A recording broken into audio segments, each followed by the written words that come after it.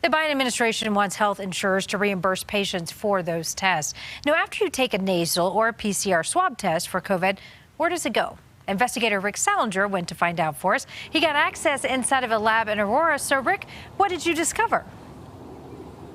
Well, Karen, with the Omicron virus making waves around the world, what we have been doing is tracing the steps that take place to determine if you might have it. With lab coats and masks, we entered the secure area where the specimens are tested. All of our sample gets transferred into these 96-well plates. We add our treatments into this with the samples. Here, those specimens collected from the nostrils and saliva from the mouth are treated to kill the virus.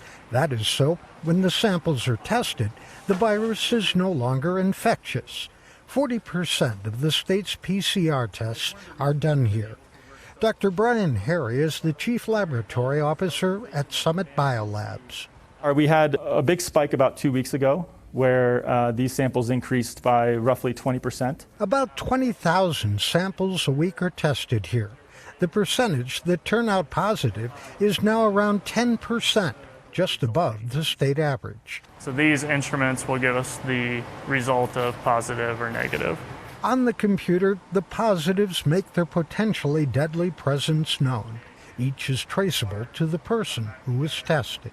The big challenge for us, and I think for other labs that do COVID testing, has been what is it going to look like in a week? What's it going to look like in a month? They are preparing to expand with winter coming and the Omicron variant arriving.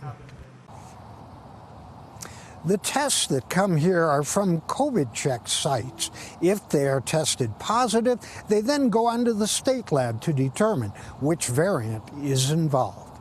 Live in Aurora, Rick Salinger covering Colorado First.